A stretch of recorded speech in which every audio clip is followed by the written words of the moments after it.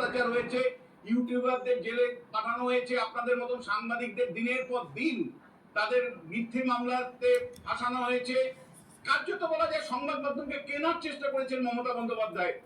আজকে সেইটা সাধারণ মধ্যবিত্ত মানুষ যখন সুযোগ পেয়েছে স্বাধীনভাবে একটা ভোট দেওয়ার, তখন কিন্তু তার প্রতিশোধ তারা নিলেন। কিন্তু সবচেয়ে বড় যে ঘটনাটা আমি বলবো সেটা হলো বাংলাদেশের পরিবর্তনের সাথে পশ্চিমবাংলার এই পরিবর্তনের সরাসরি সম্পর্ক আছে।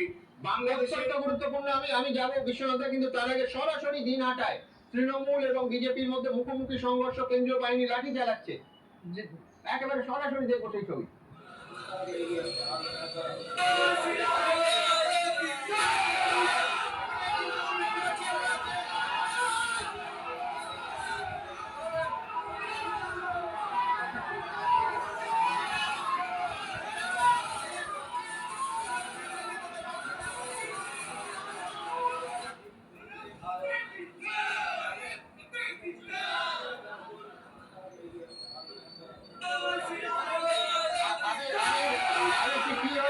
কেন এই ছবির আগে কেন লাঠি চালাতে হলো?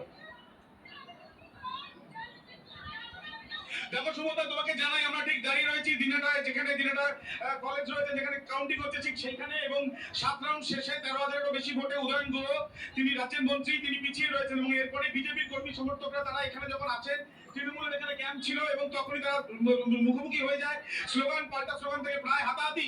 এবং সেই সময় সেন্ট্রাল ফোর্স কিন্তু যেটা দেখা যায় যে তীব্র লাঠি চার্জ করে, এবং এই যে লাঠি চার্জ করে এখানে কিন্তু